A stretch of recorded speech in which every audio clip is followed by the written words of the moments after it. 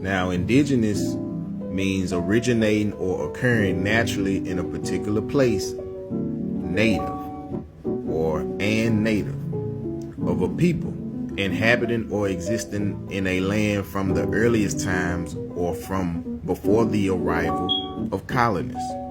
In a biological sense, okay, indigenous means a species or organism is naturally occurring in a specific area and has not been introduced by humans.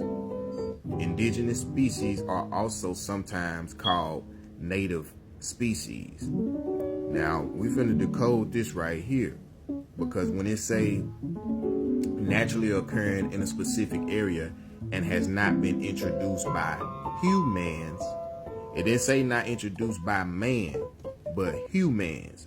These humans, the word hue means light or sound.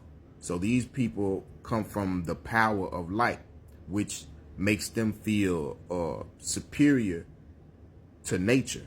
So that will make them civilized. So they're actually saying, has not been introduced by a civilized individual. So what it means if someone says they are indigenous is that they are the descendants of the peoples who inhabited the Americas, the Pacific and parts of Asia and Africa prior to European colonization.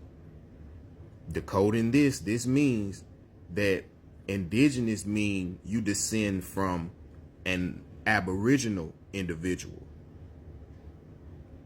Okay? Now, autochthonous is of an inhabitant of a place, indigenous rather than descended from migrants or colonists. Notice that indigenous meant that you was there before the arrival of colonists. But this here says they are here before the arrival of migrants or colonists. The migrants are the indigenous natives. Now, what does it mean to be autochthonous? Well, autochthonous is an indigenous native formed or originating in the place where found. Now, that's funny that autochthonous means indigenous native and indigenous just means native. Now, what it means to be autochthonous biologically is that you're a native who's indigenously aboriginal, from springing from the soil or land related to the original primitive inhabitants, not changed by man. See that? Now, this here is a quote from the Empress of the Washita Nation. And she says, "We've been here," declared the Empress, explaining that the original Native Americans were mostly of a dark complexion. Now, she's talking about the indigenous aboriginals. But due to our westernized education, and common, knowledge, these words that they use interchangeably, they're using to simple mind, the public, basically have us ignorant to the real descriptions and terminologies and variations of each description of original peoples. So we talk like this and don't know how we're talking, like calling loosely interchangeably everyone indigenous when everyone is not indigenous. We don't even know these words like autochthonous or use them as often as the word is indigenous is used. So it'll make you think that there's only one type of Indian American when there's not. Every continent bears an Aboriginal race, because the race of every continent that has an original race starts off dark first. And sometimes I be thinking that it's mostly the continents that start with A, like Asia, America, Africa, all these. It seems that all these continents or regions that start with A, bears an Aboriginal race that progenerates the other races that follow in the area. But I'm going to keep quoting her, She said the light-skinned Indians of Hollywood fame, your Native Americans, okay, Bonanza and stuff like that, were minority tribes in the Northwest that were mixed with the blood of Chinese invaders. They made up less than a third of the total population of Indians on this land.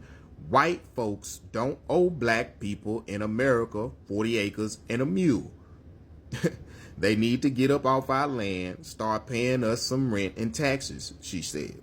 Now, and this is where I feel that you get the terms red man and Indian.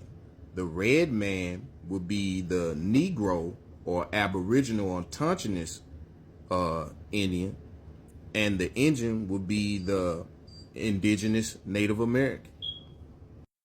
This is the original depictions of what red men look like. They call red from the reddish tint or hue that's up under the bronze complexion or the brownish complexion. You can see this distinctively here in the American Negro, especially to the west of the Mississippi, like especially. So when they came over here, they had, the copper color, the red, and the bronze. This is where the term colored came from. It's because the Aboriginal or Tonkinese American Indian had complexions of bronze, copper, and reddish hues. These are Choctaw people. There's some more Choctaw people. Famous paintings by George Catlin, who spent time and lived with the Indians here for like a handful of years to learn them and paint their images. I think he wanted to get, the last image of them in their normal state, how they would truly be. He wanted to get that last essence of them. I mean, just look at this man. Look at him. This is the bronze, the copper color, the red is coming from these depictions of people, or these descriptions of people. Boy, Cat Williams out here reincarnated, man. Let my people go, man.